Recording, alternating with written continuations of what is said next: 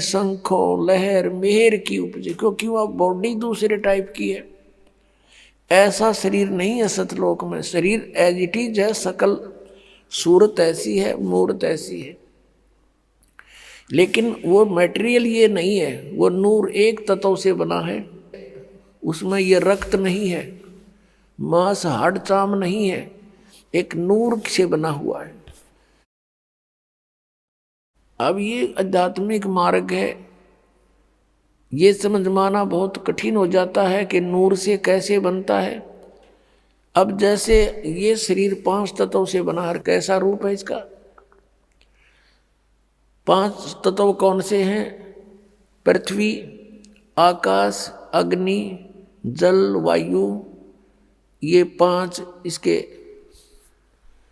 इसमें ये पांचों कहीं नजर नहीं आ रहे, कहीं नहीं दिखाई देते।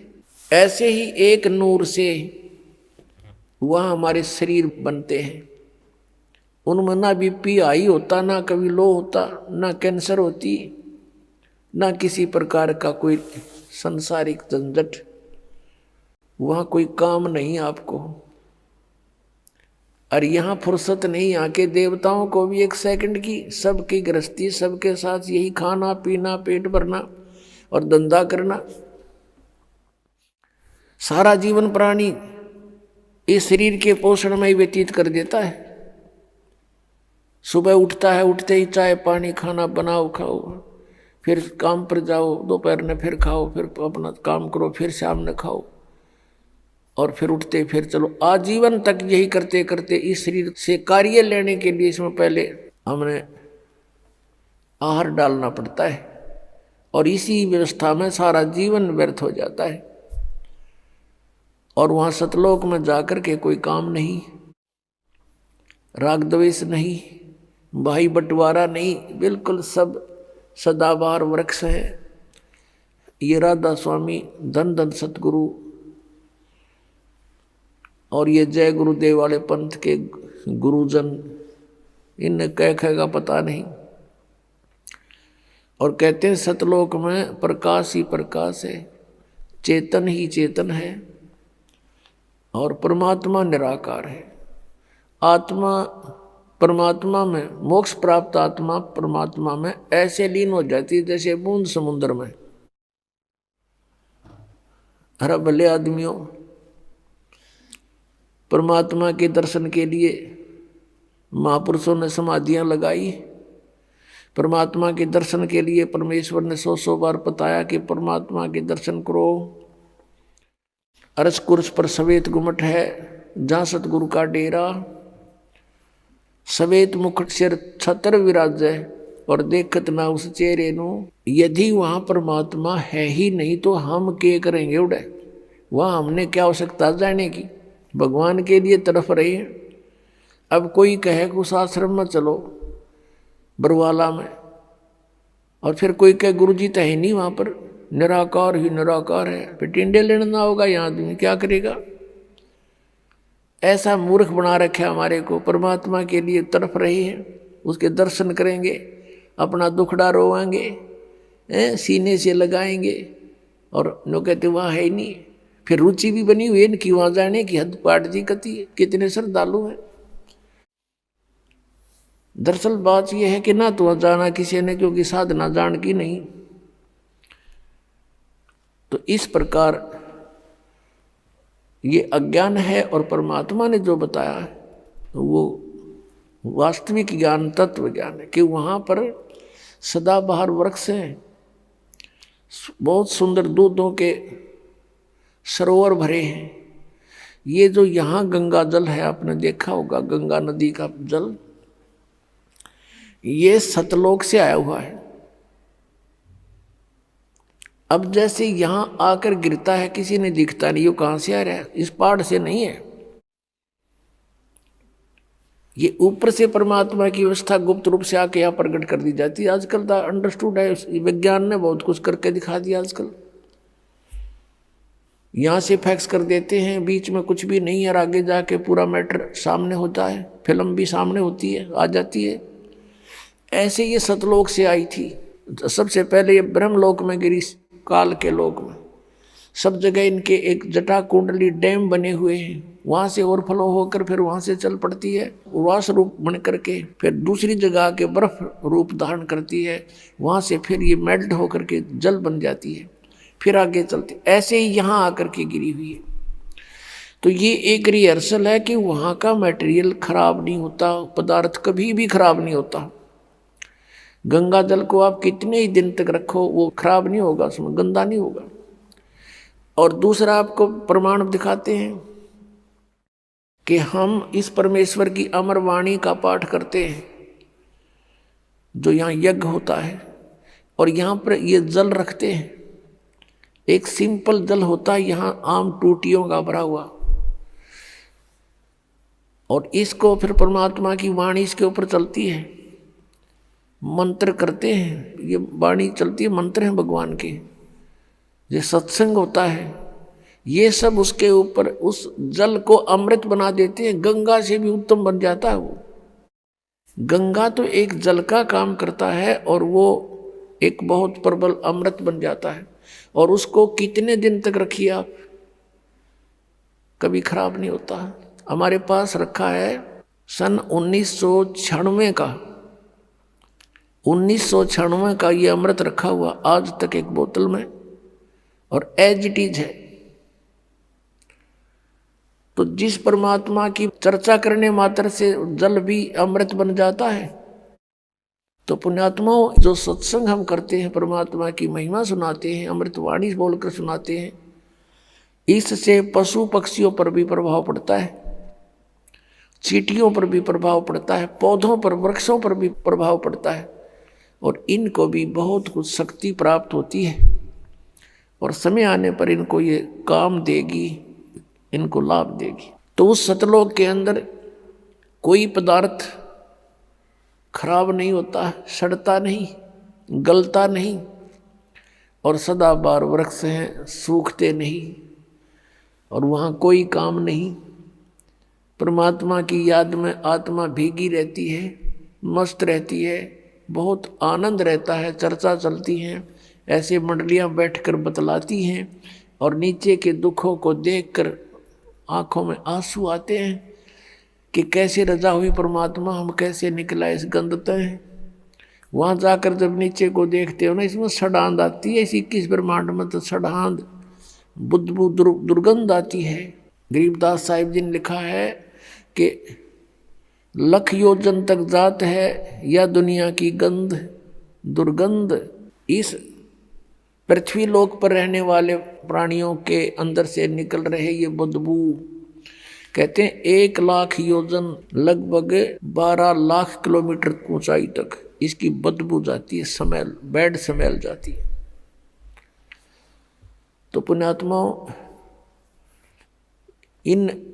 इस प्रकार की विवेचन से आपका मन परमात्मा की तरफ आकर्षित होगा और यहाँ से चलने की तैयारी करोगे। अन्यथा हम इसी व्यवस्था को फाइनल मान चुके हैं, मृत्यु तो होनी ही है, लेकिन मृत्यु से पहले बच्चों का विवाह हो जावे और इनको भी भगवान संतान दे दे, इनका रोजगार ठीक हो जाए, फिर हम बेशक मर जावा। हमने इतना फाइनल कर रखा, बस ये हमारी फाइनल सोच है। अब कारण क्या है कि विकल्प नहीं था हमारे पास कोई भी।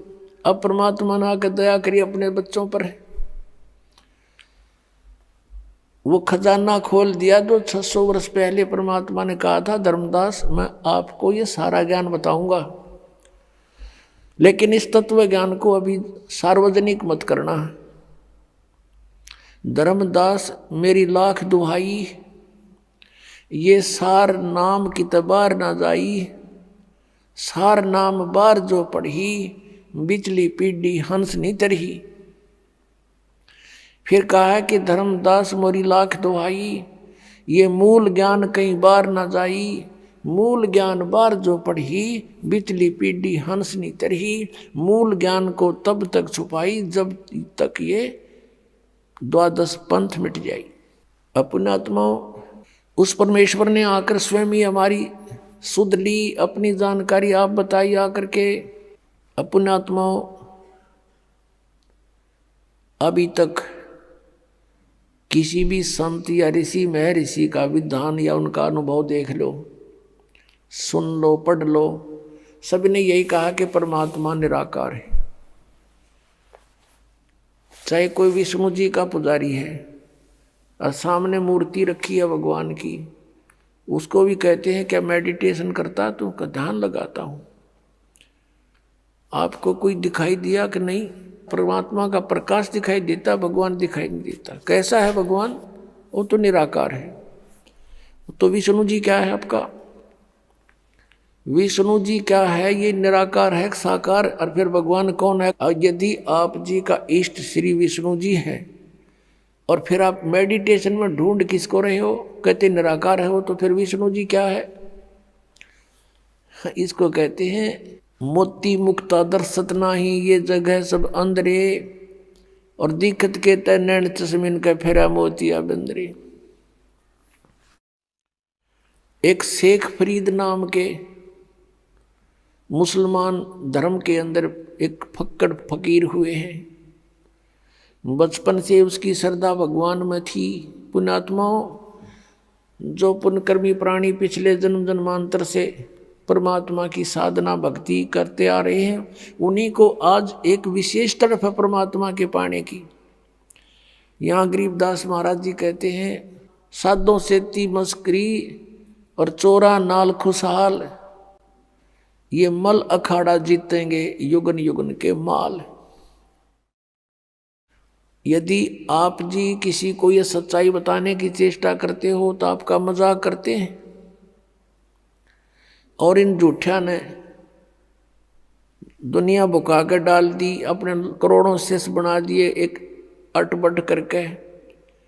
कहते इन चोरा नाल खुशहाल, बेखों के लश्कर फिरें ये बाणी चोर कठोर, सतगुरु धाम न पहुंचेंगे ये 84 के ढोर। फिर कहा कि मल अखाड़ा जीतेंगे ये युगन युगन के माल। माल माने रेसलर, पहलवान, जो एक्सरसाइज करता है डेली, और कभी समय आने पर उसकी कुश्ती किसी के साथ होती है, रेसलिंग, तो वो मल अखाड़ा, वो मल ही जीता करते हैं, पहलवान ही जीता करते हैं। आप जी उस परमात्मा के अखाड़े के पहलवान हो। बेटी, भाई, बहन, बुजुर्ग, जो भी है, जैसा भी है, युगों युगों से आप ये एक्सरसाइज करते हुए आ रहे हो। आप ही में से पार होने का नंबर आओगा। जैसे बच्चे स्कूल जाते हैं, विद्यालय में, तो जो विद्यालय में जाते हैं उन्हीं में से पास होते हैं। और कोई जो पाली जाता है, गधा पर बारी लेता है, बैठ कर सवारी करता है, स्कूल नहीं जाता है, तो वो पास नहीं होते। आप ही पार होगे। अब आपको वो विद्यालय मिल गया जहां सीधी टिकट सतलोक की मिलती है, तो अब आप पिछले जन्म जन्मांतर से तपस्या साधना भक्ति जैसी भी पता लगा भगवान के लिए अवश्य प्रयत्नशील रहे हो, और तुम्हारे में से आज सिलेक्शन हो रहा है। आप कहीं भी गए हो, भगवान के लिए गए थे, किसी संत के शिष्य बने, या किसी मंदिर मस्जिद गुरुद्वारों में आपने जाकर साधनाएं की, कहीं गुफा में गए, कोई तप किया, कोई व्रत किया, परमात्मा के लिए प्रयत्नशील थे। आप पिछले जन्मों के पहलवान थे, आप माल थे पिछले जन्म जन्मांतर के, लेकिन आपको दिशा ठीक ना मिली, जिस कारण से आत्मा आपकी भगवान बिना नहीं रह सकती। इस काल ने हमारे को मूर्ख बनाने के तरीके बहुत अपना रखे हैं। कोई शुक्रवार का व्रत रख के अपने आप को संतुष्ट मान रहा, रखे रहे। कोई सोमवार का व्रत रखता है तो बहुत अच्छा, रखे रहे, क्योंकि सैकड़ों समर्थक हैं, हाँ सही है, मैं भी करता हूँ। और ये किसी को नहीं पता कि गीता जी के 16वें अध्याय के 23वें श्लोक में लिखा है कि शास्त्र विधि को त्याग कर जो मनमाना आचरण करते हैं, उनकी न तो गति होती है, न कोई सुख प्राप्त होता है, न उनकी कोई सिद्धि प्राप्त होती है। यूजलेस। गीता जी अध्याय नंबर 16 के श्लोक 24 में तुरंत कहा है कि इससे तेरे लिए अर्जुन कर्तव्य और अकर्तव्य की व्यवस्था में सदग्रंथ ही प्रमाण है, नथिंग एल्स। किसी की दंत कथा पर मत विश्वास करना, जो अपने सदग्रंथों में लिखा है उसी में वे ऑफ वर्शिप सही है, फाइनल है। अब जैसे ये श्री कृष्ण जी के पुजारी पवित्र हिंदू धर्म में जितने भी पुण्यात्मा हैं अब गीता जी को सिरोधार्य मानते हैं और नाम जपते हैं हरे राम हरे कृष्ण राधे राधे श्याम मिला दे, ओम नमः शिवाय, ओम भागवते वासुदेव नमः, एवं नमः। ये पता नहीं कितने मंत्र बना रखे। गीता जी में है कोई मंत्र ऐसा? गीता जी में फाइनल फैसला कर रखे है। गीता जी अध्याय नंबर 8 के श्लोक नंबर 13 में कहा कि ओम इति एक अक्षरम ब्रह्म व्यवहारण माम अनुसमरण ये प्रयाति तदन देहम सयाति परमाम गति। मुझ ब्रह्म का, माम ब्रह्म, मुझ ब्रह्म का केवल ओम इति एक अक्षरम, ये ओम एक अक्षर है, नथिंग एल्स, और कुछ नहीं। उच्चारण करके सिमरण करता हुआ जो अंतिम श्वास तक शरीर छोड़ने तक इसका सिमरण करता हुआ छोड़कर जाता है, यह प्रयाति तदन देहम सयाति परमाम गति, वो परम गति को प्राप्त होता है। ओम से मिलने वाली परम गति, ओम से मिलने वाली श्रेष्ठ गति कौन सी है? ब्रह्मलोक प्राप्ति, क्योंकि ओम ब्रह्म का मंत्र है। गीता जी अध्याय नंबर 7 के श्लोक नंबर 18 में गीता ज्ञानदाता ब्रह्म श्री कृष्ण जी में बोल रहा है। वो कह रहा है कि मेरी गति में ये उदार आत्मा है तो अच्छी, लेकिन ये मेरे वाली घटिया गति में ही आश्रित रही। ओम से मिलने वाली जो सुविधा है, मोक्ष है जितना, कहते यो तो व्यर्थ है, घटिया है, अनुत्तम है। अनुत्तम क्यों है? क्योंकि गीता ज्ञानदाता स्वयं कह रहा है 4 अध्याय के 5वें और 9वें श्लोक में, 2 अध्याय के 12वें श्लोक में, 10वें अध्याय के 2 श्लोक में, अर्जुन तेरे और मेरे बहुत जन्म हो चुके हैं, तू नहीं जानता मैं जानता हूं। तो इसी से दे के जन्म मृत्यु ब्रह्म की भी और पुजारी भी फिर जो दुखी जन्म और मृत्यु जैसा दुख नहीं पृथ्वी पर। इसलिए गीता ज्ञानदाता 18वें अध्याय के 62वें श्लोक में कहता अर्जुन तू सर्वभाव से उस परमेश्वर की शरण में जा, उसकी कृपा से ही तू परम शांति को और सनातन परम धाम को प्राप्त होगा। अब पुण्यात्माओं 17वें अध्याय के 23वें श्लोक में गीता जी में स्पष्ट किया है कि उस सच्चिदानंद घन ब्रह्म की पूजा यानी तत्ब्रह्म, उस परम अक्षर ब्रह्म की साधना का 3 मंत्र का जाप है, उसको प्राप्ति का। ओम तत्सत, ओम ब्रह्म का सरपुरुष भी कहते हैं इस ब्रह्म को, और तत् अक्षर पुरुष का वो सांकेतिक है, और सत जो है परम अक्षर ब्रह्म का। इनकी मजदूरी करनी है। इन तीनों की साधना से ही परमात्मा प्राप्ति, सतलोक प्राप्ति होगी। ओम और तत् सांकेतिक है, ये दोनों मिलकर 2 अक्षर का सतनाम बनता है। और तीसरा वो सार नाम है जो सत कहा है गीता जी अध्याय नंबर 17 के श्लोक 23 में। तो कहने का भाव ये है कि हम साधना करने का खूब कोशिश की हमने, अब पढ़े गीता और नाम ले हरे कृष्ण कृष्ण कृष्ण हरे हरे राधे राधे, कोई बात हुई या? बालकों का खेल बना रखा हमने, भगवान की तरफ जरा भी ध्यान नहीं दिया। गीता जी में है कहीं ये मंत्र, फिर जाप किस लिए कर रहे हो? परमात्मा का विधान है ये। यदि कहो कि तुम कि पुराणों में ऐसा लिखा है, पुराणों में भी, पुराण क्या चीज है, गीता जी क्या शास्त्र है। 4 वेद पूर्ण परमात्मा ने, सत्य पुरुष ने इस ब्रह्म के अंतःकरण में फीड कर दिए थे। 5 वेद किए थे, सूक्ष्म वेद भी जो परमेश्वर ने स्वयं आकर बोलना पड़ा, इसने नष्ट कर दिया फिर, और उसमें ऐसे फीड कर दिए जैसे उसका निर्धारित समय रख दिया। इतने समय के बाद वो अपने आप इसके श्वासों के माध्यम से बाहर निकल आए। इसने सारे के सारों को पढ़ा तो इसमें देखा कि जो 5वां वेद है उसमें पूरा निर्णायक ज्ञान है, कबीर इज गॉड, वो साकार है, मनुष्य दृश्य है, और उसकी भक्ति की विधि ये है, उसमें सारा कंप्लीट था। तो इसने 5वां वेद नष्ट कर दिया। 4 वेद जिसमें महिमा तो परमात्मा की है, लेकिन वे ऑफ वर्शिप नहीं है, उसमें पूजा की विधि नहीं है। वो 4 वेद अपने पुत्र ब्रह्मा को दे दिए। ब्रह्मा जी ने उनको पढ़ा, जैसा भी अभी तक इनके समझ में नहीं आ रहा ये है कि क्या कहानी है। तो ब्रह्मा जी से ही ज्ञान प्राप्त हुआ, किन्होंने? अन्य ऋषियों ने। तो उन अन्य ऋषियों का और साथ में इस ब्रह्मा जी का जो ज्ञान है वो पुराण है, और वेद ज्ञान है गॉड गिवन। गीता जी जो श्रीमद् भगवत गीता, ये भी वेद ज्ञान है। इसमें थोड़ी सी इसने अपना मिक्सर कर रखा है। गीता जी में जगह जगह इसने कुछ संकेत दिए हैं कि ये मेरा मत है, उसका मत छोड़कर बाकी सब वेद ज्ञान है। अपनात्मा वेद जो हैं ये परमात्मा का विधान है, आदेश है, संविधान है। और जो पुराण है उनमें किसी ऋषि या ब्रह्मा विष्णु महेश देवता का आदेश है, उनका अपना अनुभव है। तो हमने गीता जी के अतिरिक्त, वेदों के अतिरिक्त किसी की भी आदेश की पालना नहीं करनी है। यदि हम परमात्मा के विधान के विरुद्ध किसी की आज्ञा का पालन करके साधना करते हैं तो वो शास्त्र विधि को त्याग का मनमाना आचरण है। पुराण जो हैं ये हेल्प करते हैं केवल परमात्मा की महिमा को समझने के लिए,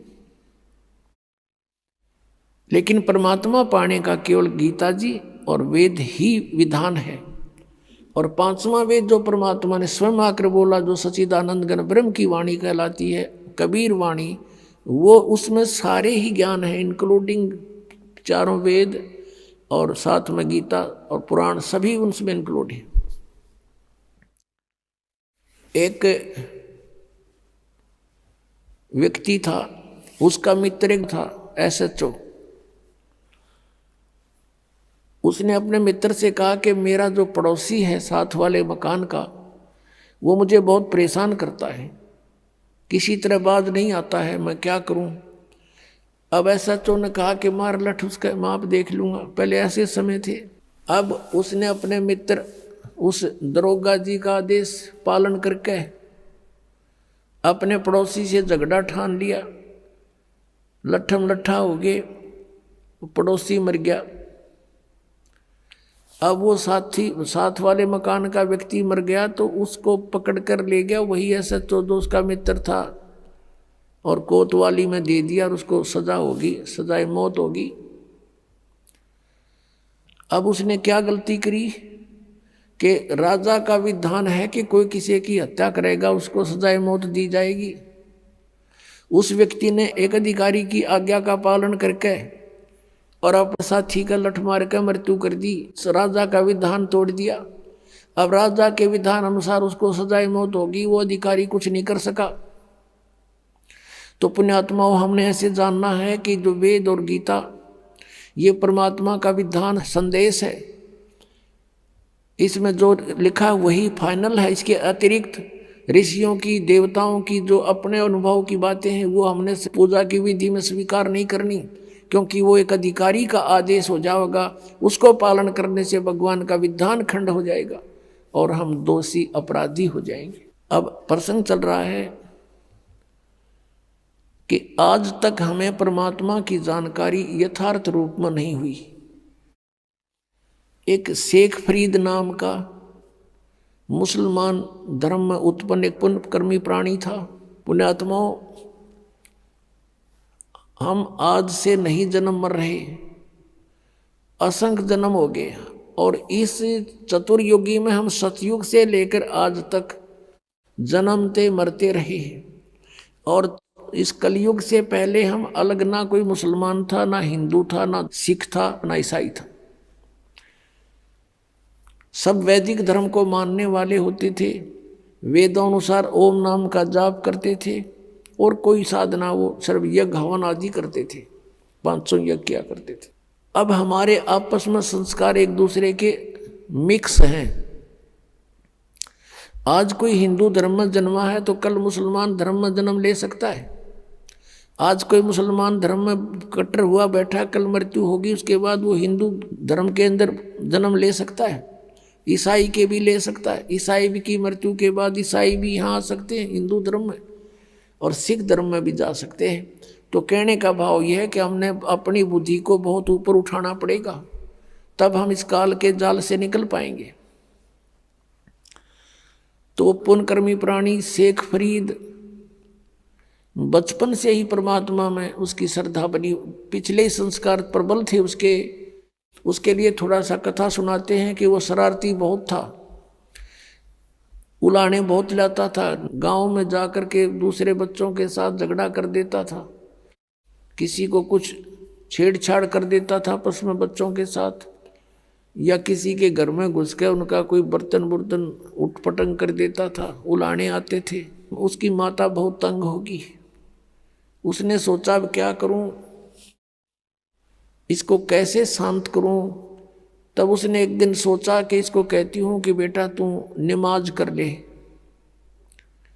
शेख फरीद की माता ने कहा कि बेटा तू नमाज करा कर। छोटा ही बालक था, 3-4 वर्ष का। कहने लगा क्यों, मैं क्यों करूं नमाज, मुझे क्या मिलेगा। और वो उसका फेवरेट फ्रूट था खजूर, जो है वो खजूर बहुत खाता था, उसको बड़ा पसंद थे। उसने कहा, माँ ने कहा बेटा अल्लाह तुझे खजूर देगा। कि सचमुच अका प्रतिदिन, हाँ प्रतिदिन देगा। वो कहने लगा माँ बता फिर कैसे करते नमाज। न बोली डट जा, कोई समय होता है नमाज करने का, मैं बताऊंगी, इतना बैठ जा। वो इतना बैठा रहा। अब माँ ने सोचा मेरा काम करने का समय है, इसने ला दूं नमाज करन, और तू काम कर लेगी इतनी ना, तो कह पता नहीं क्या उलाने लाओगा। उसने एक कपड़ा बिछाया और कहा बेटा ऐसे मत्था टेक ले और यूं कहता रहे अल्लाह मुझे खजूर दे, अल्लाह मुझे खजूर दे, यही नमाज है। और तो उसके याद क्यों होती बालक के। जब उसने वो काफ़ी देर करता रहा, उसकी मम्मी ने क्या किया, एक पत्ते में खजूर लपेट के, थोड़ा सा खजूर 2 पत्तों में उस कपड़ा बिछा रखा था, उसके नीचे रखे ही। और जब सारा काम कर लिया, जब कहने लगी बेटा आंख खोल दे बाजा, वो उठा, उसने देखा इधर उधर, कहने लगा माँ अल्लाह ने खजूर तो दिया ही नहीं, मैं नहीं करूँ आज के बाद बिल्कुल भी। उसकी माँ ने कहा बेटा अल्लाह ऐसे सरेआम थोड़ा ही देता है, वो तो गुप्त देता है बेटा, देख कहीं रख गए होंगे आसन के नीचे। उसने कपड़ा उठाकर देखा तो रखा मिला, खावर कूद खा लिया, वाह जी वाह। फिर कहता माँ अब फिर बता कब करनी है वो नमाज। एक दिन क्या हुआ कि माता ऐसे प्रतिदिन उसको बैठा दे, वो ऐसे ही बिल्कुल दर्द होकर 2-2, 3-3 घंटे उठे को नहीं। एक दिन उसकी माता वो खजूर रखना भूल गई और उसने कह दिया आजा बेटा। वो उठ गया, उसने उठाकर पल्ला देखा, खजूर वेजिटीज रखे जैसे पहले रखती थी उसकी माँ। अब फिर उसकी माँ के भी याद आ गया कि आज तो मेरे से गलती होगी, यू कभी नहीं कराई विसा नालायक से, आज इसको खजूर मिले नहीं। तो उसी समय वो खजूर खाता हुआ आ रहा था। उसकी माँ ने कहा बेटा ये खजूर कहाँ से लाया तू, अल्लाह रोज देता है मुझे। कहने लगी कहाँ था ये खजूर, अग वहीं जहाँ पहले रखते थे, आज दिखाऊं, एक पत्ता तुम्हें छोड़ के आया हूँ नीचे वाला। अब जाकर देखा सचमुच खजूर जो के जो। उसकी माँ तो हैरान रहेगी कि हे परमात्मा बड़ी सुनी ना, तो आज के बाद तो कभी नहीं करा नमाज। कहने का भाव ये है कि कहते हैं पिछली तब से होते हैं पूर्ण हंस मुराद। पिछला संस्कारी हंस था, परमात्मा ने आस्था बढ़ानी थी। उसकी माँ का भी फिर लगन बन गई, वह बस नकली सा काम कराया करती। उस दिन के बाद उसकी माँ का भी दृढ़ विश्वास हो गया भगवान है, अल्लाह है कहीं पर। तो जब वो बड़ा हुआ तो उसने घर त्याग दिया, क्योंकि रुक नहीं सकता वो प्राणी जिसको चाह भगवान की है। अब जो परंपरागत उनकी क्रियाएं थी, मांस खाना, वो उनको पसंद नहीं था उस प्यारी आत्मा को। उसने छोड़ दिया कि ये तो कुछ जची नहीं बात, हिंसा करके भगवान मिला करते हैं कभी। अब वो शेख फरीद पुण्यात्मा परमात्मा की तलाश में कहाँ जाते हैं, संत के पास, कि संतों के पास परमात्मा के पाने की विधि होती है। एक फक्कड़ फकीर था, सिद्ध पुरुष था, साधना करता था, सिद्धि में प्रसिद्ध हो रहा था। उसके पास पहुंच गए, उनसे बातें की। उसने अपना जो साधन जाने था वो बता दिया, बेटा कठिन से कठिन तप कर, जितना कष्ट दोगे शरीर को उतना ही भगवान निकटाएगा। अब शेख फरीद तो गए ही भगवान पाने के लिए थे, दिन रात अपने खूब कष्ट करें, जो भी गुरु जी आदेश दें वही पालन करें। अब शेख फरीद गए हुए थे किस लिए? परमात्मा के लिए, और गुरु जी के आदेश का 100% पालन करते थे।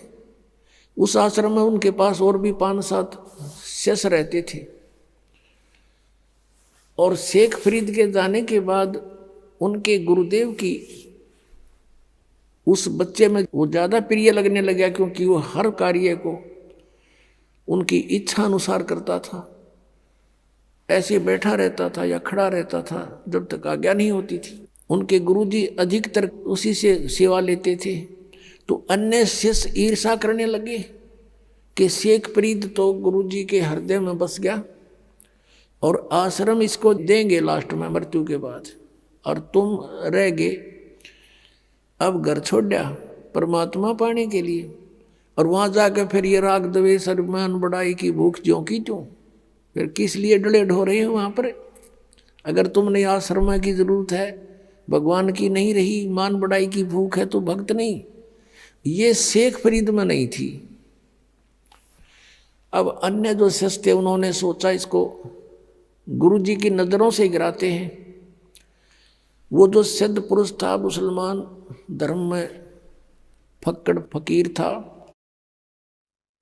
तपस्वी था, वो क्या करा करता? हुक्का पिया करता खाना खाते समय, और शाम के समय विशेषकर हुक्का पीकर तुरंत सो जाता था, सुबह बखत से उठ जाता था। तो आश्रम में प्रत्येक भक्त की एक दिन की सेवा बांट रखी थी कि इस दिन वो सारी सेवा करेगा, इस दिन वो करेगा, इस दिन वो करेगा। जिस दिन शेख फरीद की सेवा का टर्न आया, उस दिन अन्य सेवकों ने सोचा कि आज इसको गुरुदेव के नज़रों से गिराते हैं। वर्षा का मौसम था लेकिन वर्षा नहीं हो रही थी। शेख फरीद ने शाम के समय खाना बनाया गुरुजी के लिए, और गुरुजी के हुक्के के लिए पहले अग्नि तैयार कर देता था। उसने अग्नि तैयार कर ली थी, खाना खिलाने गया हुआ था। पीछे से उनके अन्य ईर्षालु साथियों ने वो अग्नि बुझा दी, पानी पूनी छिड़क दिया। अब शेख फरीद ने तो ये सोचा था कि 2 मिनट में हुक्का भर के दे दूंगा, और वो गुरुजी इतना क्रोधी था, अगर 5 मिनट लेट हो जाता ना कोई भी किसी कार्य में, उससे इतना नाराज हो जाता, उसको डंडे मारता था और कई दिन तक उसको सेवा नहीं देता था। तो अब शेख फरीद जी गए अपनी मस्ती में कि जाके हुक्का भर दूंगा, जाके देखे आग नहीं है। अब शेख फरीद को तो भाई चिंता का विषय हो गया। इधर देखा उधर देखा, अग्नि नहीं बिल्कुल भी। थोड़ी सी दूर पर देखा कि गांव था, नगर था, वहां से 1 किलोमीटर की दूरी पे वहां धुआं उठ रहा था। चलम उठा के भाग लिया पूरी स्पीड से।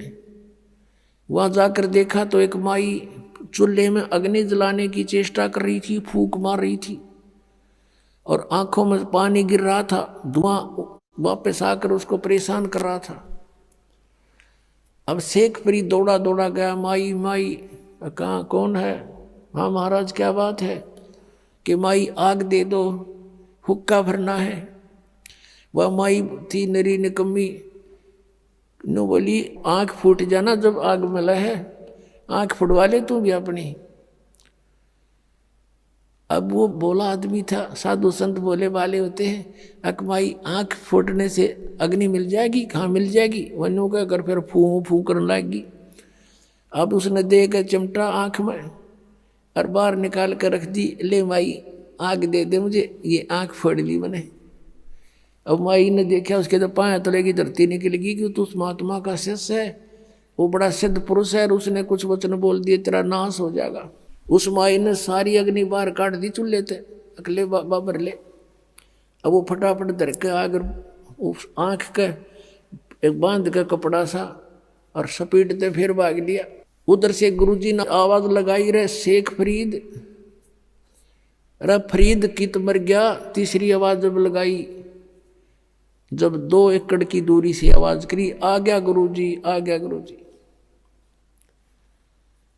गुरुजी ने पूछा भी क्या बात है, इतनी देर कैसे लगा दी? जी आग, मौसम वर्षा का था, गुरुदेव अग्नि जलाई थी लेकिन आग बुझ गई, गांव से दौड़ के लाया हूँ। अका अच्छा रख दे। अब अग्नि रख दी, वो तो उक्का पीड़ का सोने की तैयारी में था, उसने देखा अंधेरा सा हो गया था, कह आंख का केला गया जी, आपके रहते क्या लगे गुरुदेव, क्या लगे?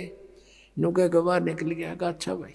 अब माई ने सारी रात काटनी मुश्किल होगी, अब तेरे ऊपर बिजली गिरेगी, वो बताओगा गुरुजी को ऐसे ऐसे, और ये सिद्ध पुरुष है को वचन बोल दिया तेरा नाश होगा। सुबह सुबह जाली माई ले करके उसको आंख को मटके के कापण पर ढक्कन पर रख कर लेगी और कहा महाराज मेरे से गलती होगी, माफ कर दियो, आपका शेष अग्नि लेने गया था, मैं ऐसे ऐसे धूमे में दुखी हो रही थी और मेरे मुख से निकल गया कि आंख फुटवा ले, आंख फुटते तो अग्नि मिलती है, और आपके शेष ने आंख निकाल कर रख दी, महाराज मेरे पे गलती होगी, माफ कर दो। माथा टेक कर रोआ बुढ़िया माई। अब उस गुरुजी के समझ में नहीं आ रही या कहना के चाह रही है। वो बोला माई मुझे ढंग से बता क्या बात है। कहने लगे जी ऐसे ऐसे बात थी। शेख फरीद को बुलाया, अरे फरीद इधर आ। कहाँ जी? अरे क्या हो गया? आपके रहते क्या हो गुरुदेव, आपके दास को आपके रहते क्या होना था, ये कपड़ा क्यों बांध रखा है? जी ऐसे ही करके बोला खोल दे इसको। उसने कपड़ा खोल दिया तो आंख जो की तो पाई उस फरीद की। अब वह माई देख कर हैरान रहेगी, लेकिन दूसरी आंख से वह कुछ छोटी बन गई। ये यकीन दिलाने के लिए कि सचमुच ये घटना घटी है। अब पुण्य आत्माओं, ऐसे सिद्ध पुरुष और ऐसे करामात दिखा देते हैं तो फिर उसके ऊपर शंका हो किसने? अब ये बातें अब तत्व ज्ञान से आपका समझ में आएंगी कि ऐसा सिद्ध पुरुष था वो तपस्वी होका पाड़, कि उसके क्योंकि पिछले संस्कार थे उन पुनकर्म प्राणियों के, पिछले ही तब से होते हैं पूर्ण हंस मुराद। वर्तमान की सिद्ध साधना कुछ थी नहीं उनकी, दोनों की, ना शेख फरीद की थी ना उस गुरु की थी, पिछले संस्कारों से थी, पिछले जन्म जन्मों के वो विद्यमान होते हैं। तो भी उन्हीं को अंगड़ाई आती है भक्ति की, घर त्याग देते हैं, लेकिन आगे साधना ना होने से वो अपनी बैटरी डिस्चार्ज कर जाते हैं ऐसे सिद्धि दिखाकर। अब सब जगह आस पास चर्चा का विषय हो गया, उस महाराज की वाह वाह होगी कि एक बालक की ऐसे ऐसे आंख भी पूरी कर दी उसने। सारी जनता आस पास की पूजन लायक गिर, वो महात्मा सिद्ध पुरुष और सुप्रीम वो हो गया वहाँ का संत। अब कुछ दिनों के बाद क्या हुआ कि उसकी मृत्यु होगी। मृत्यु के उपरांत शेख फरीद ने वो आश्रम त्याग दिया, सोचा साधना करनी है। गुरुजी ने कहा कठिन तप करो, भगवान निकटावेगा, उसके दीदार हो जाएगा। शेख फरीद तो परमात्मा पाने के लिए घर से निकला था और भगवान ना मिला तो इस मनुष्य शरीर का बनेगा क्या, मैं करूँगा क्या इस मिट्टी का, ये सोचकर गुरुजी के आप बताए अनुसार घोर तप शुरू कर दिया। एक वृक्ष की मोटी टहनी कुएं के ऊपर से गई हुई थी। उसने सोचा बहुत साधना कर ली, वैसे करता हूँ, ऊपर रस्सा बांध लिया वृक्ष के और अपने पैरों में बांध लिया दोनों में, और शेष रस्सा नीचे को लटका दिया और उल्टा लटक गया। अब 12 वर्ष तक उसने उल्टा लटक के कई घंटों कुएं में साधना की, और 12 वर्ष के अंदर 50 किलो अन्न खाया था शेख फरीद ने, 50 किलो 12 वर्ष में। यदि 10 ग्राम भी हम सोच कर चल रहे हैं तो एक महीने की भी 10 ग्राम तो होता भी कुछ को ना, 100 ग्राम माने तो भी एक महीने की ही 36 किलो हो जाती है। अपने आत्माओं, अब 12 वर्ष के अंदर 40 किलो अन्न खाया तो कैसा शरीर होगा उसका, अस्थि पंजर रह गया शेष। वो बाहर आकर के कभी कभी विश्राम करता था, परमात्मा की याद को कि उसमें तरफ में रहता था, और वो ऐसे लेटा हुआ था। कव्या ने देखा कि ये व्यक्ति मर चुका है, वो उसके ऊपर आकर बैठ गए। शरीर पर कहीं मांस था ही नहीं, उनने सोची कौवों ने के माथे पर बैठ कर इनकी आंख निकाल लेते हैं। तब वो थोड़ा सा मुंह खुला उसका, कहा कि भाई कौवो, मेरे शरीर पर कहीं मांस बचा हो, उस मांस को खा लो, मेरी आंखों को मत छुओ, इसको ना डिस्टर्ब करो, मुझे अल्लाह के दीदार की आशा है, मैंने भगवान देखना है, आंखें आंखें छोड़ दो मेरी, बाकी कहीं तुम्हें कुछ मिले तो खा लो। ये मुसलमान थे और जो मांस खाएं, बकरे काटें, गऊ काटें, ये परमात्मा पालेंगे। तो वो इतना दयालु कहता कौवों को कि मेरे मांस खा लो कहीं मिल जावे तो, पर मेरी आंख मत छेड़ो, आंखें मत डिस्टर्ब करो, मुझे अल्लाह के दीदार की आशा है। अब उसने सोचा कि अगर बाहर रहूंगा तो कौवे खा जाएंगे, आंखों को भी फोड़ देंगे, भगवान मिला नहीं, उल्टा ही लटक गया। धीरे धीरे सर्क के रस्सों के साथ में अभ्यास हो रहा था और फूट फूट कर रोने लग गया। अल्लाह का दर्शन हुआ नहीं और अब शरीर रहा नहीं, अब खत्म, प्राण जाने वाले, फूट फूट कर रोने लगा। अब क्या किया, परमात्मा कहते हैं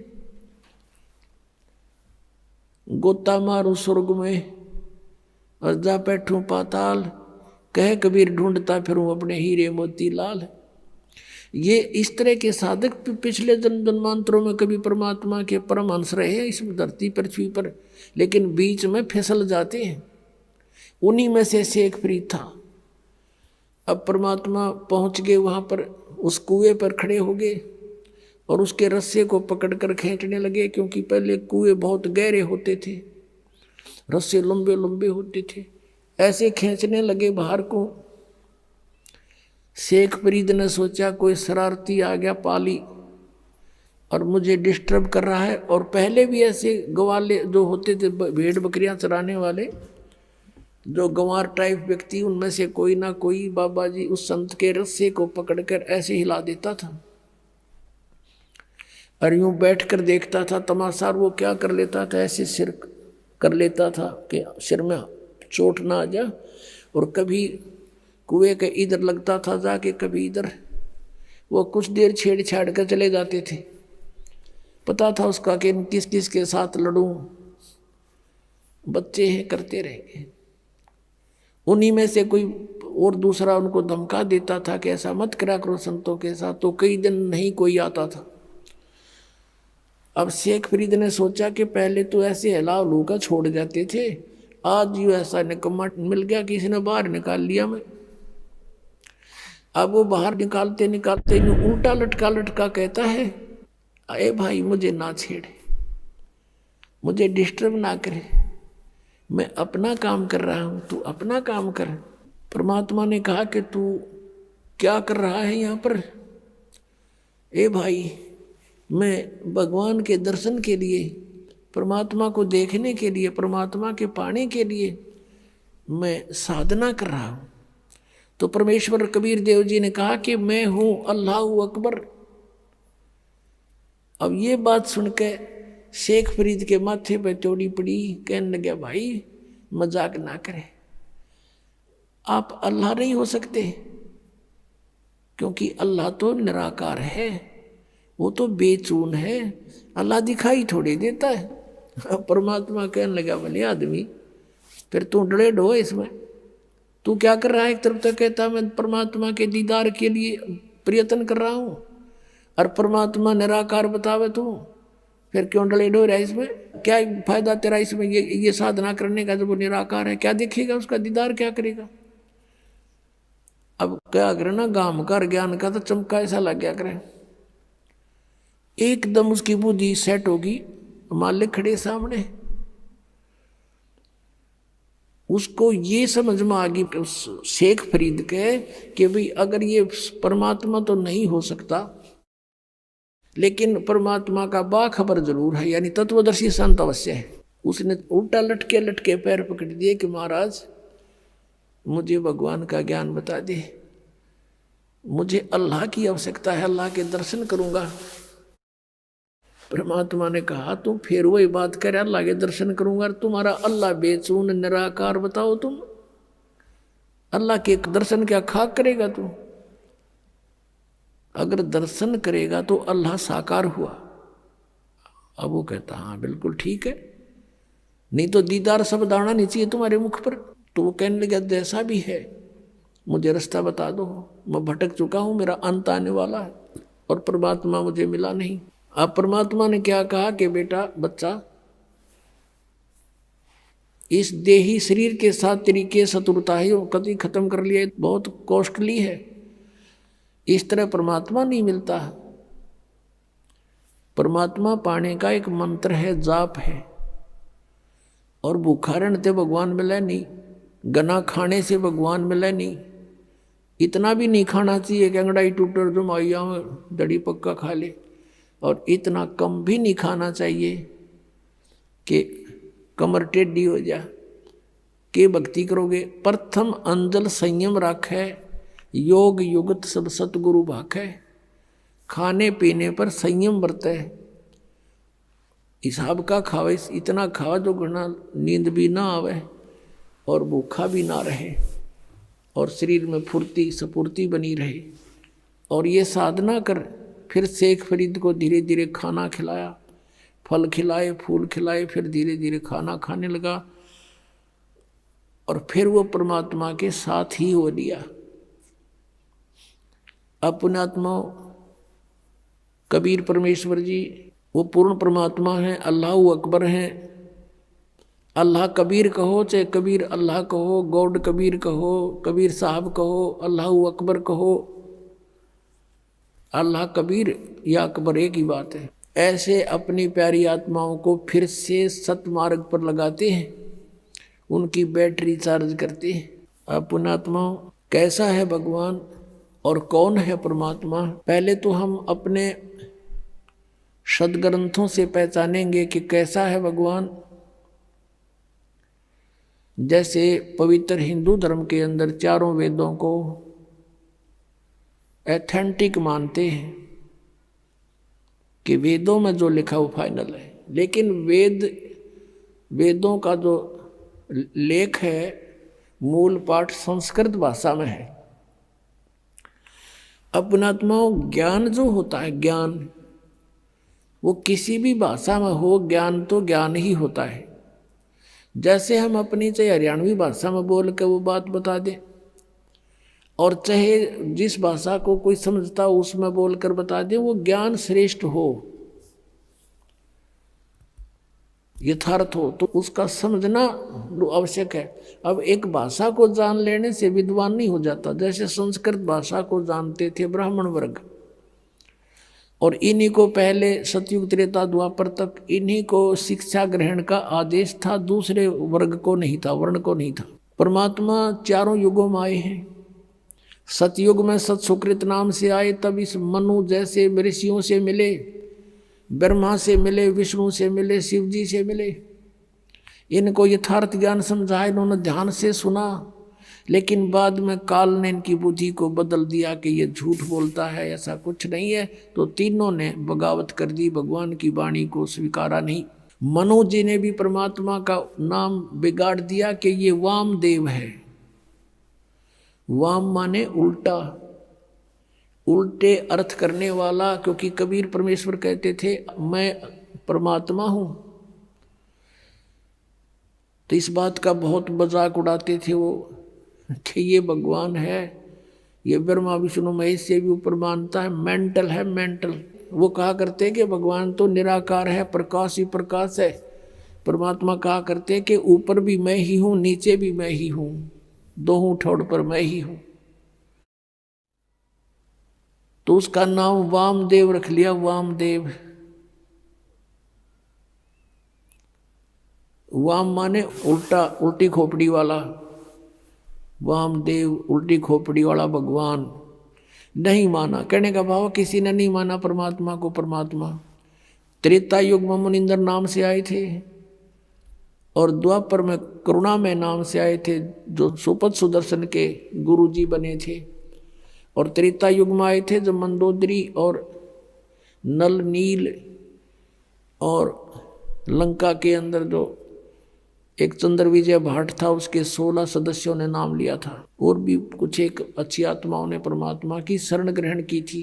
अब कलयुग के अंदर वो परमात्मा आए और अपना यथार्थ ज्ञान स्वयं ही बताना पड़ता है परमात्मा को प्रत्येक युग में आके।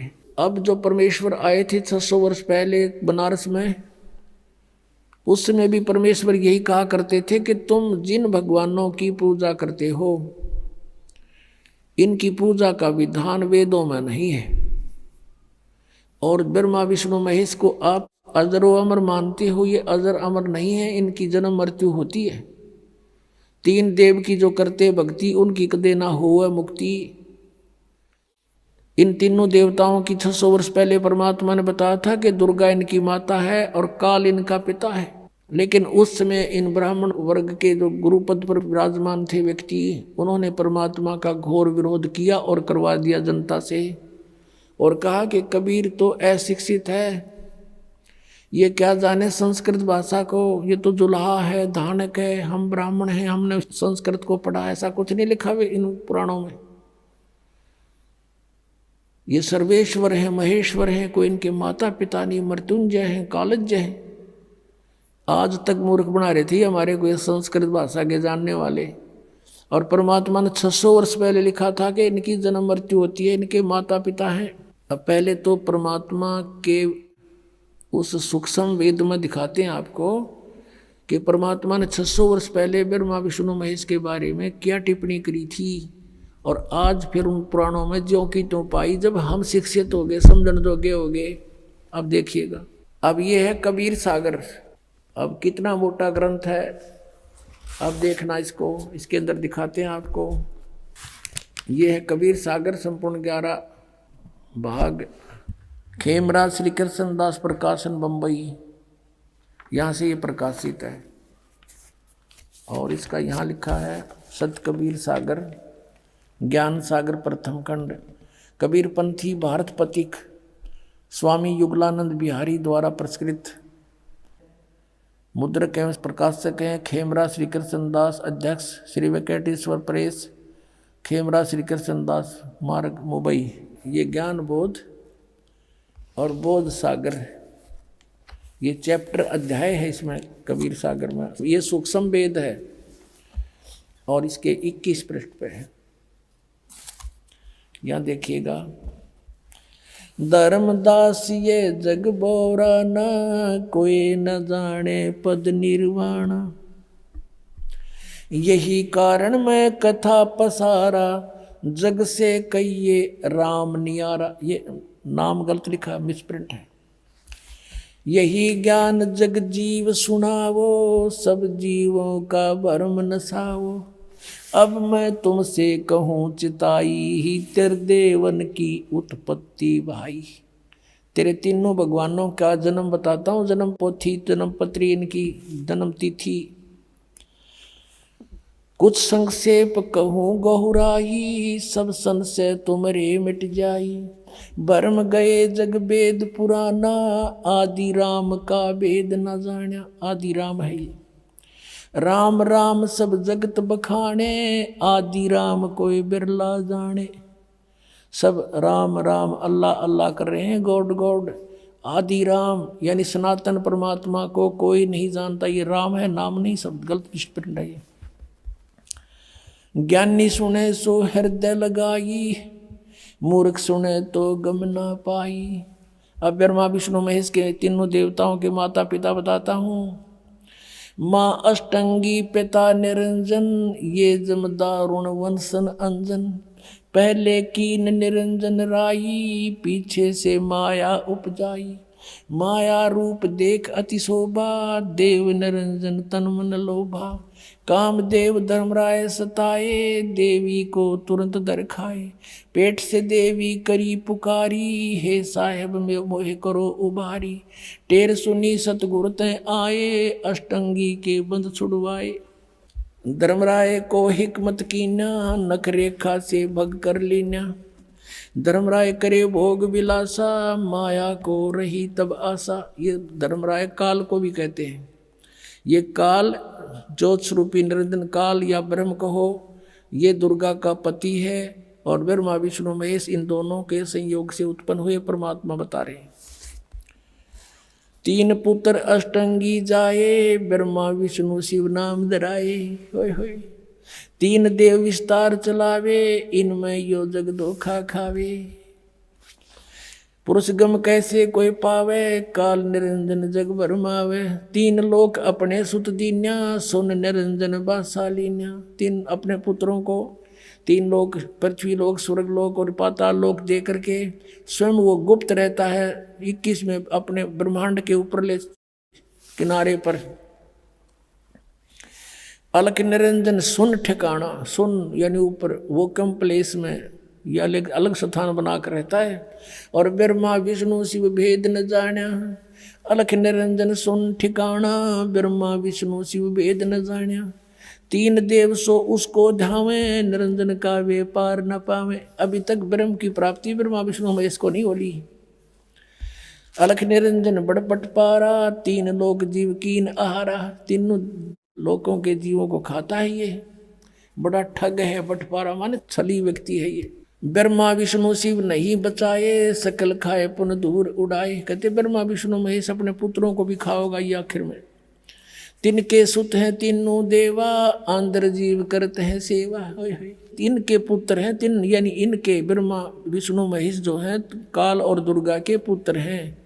और ये अंधर जीव, अंधे जीव इन ब्रह्मा विष्णु महेश की पूजा करते हैं। अंधे माने ज्ञानहीन। अकाल पुरुष काहू नहीं चीन्या, काल पाए सभी गैलीन्या। कहते 3 देव और असुर अवतारा, ताको बजे सकल संसारा। 3 गुण का ये विस्तारा, धर्मदास मैं कहूँ पुकारा। गुण 3 की भक्ति में ये भूल पड़ो संसार, कह कबीर निज नाम बिना कैसे उतरो पार। 3 देव की करते भक्ति, उनकी कदे ना हो मुक्ति। कबीर परमात्मा जी 600 वर्ष पहले कहा करते थे ये ज्ञान। और इन संस्कृत भाषा के जानने वालों ने कहा था कि कबीर जी तो अनपढ़ हैं, अशिक्षित हैं, ये संस्कृत भाषा को कैसे समझ सकते, ये झूठा है, कपटी है, झूठ बोलता है। ऐसा घोर विरोध करा दिया परमात्मा का। वो सितम ढाए परमात्मा के ऊपर। उनका इतिहास सुनाएंगे आने वाले समय में, जब भी ये कई दिन का सत्संग करेंगे अगले, क्योंकि 3 दिन का सत्संग, 3 का भी 2.5 दिन का समझ लो ये तो। इसमें तो परमात्मा की भूमिका बनती है। इसलिए 17 से 21 अभी फरवरी का 5 दिन का सत्संग होगा, उसमें और विशेष डिटेल बताई जाएगी। तो अब सिंपल सा आपको बताते हैं कि क्या हुआ कि परमात्मा 600 वर्ष पहले आकर ये कह गए थे कि ब्रह्मा विष्णु महेश के ये माता पिता हैं, इनकी जन्म मृत्यु होती है, ये अजरमर नहीं है, ये नाशवान है, इनकी पूजा से मोक्ष नहीं। इनकी जब आप जन्म मृत्यु तो मैं मोक्ष कैसे देंगे।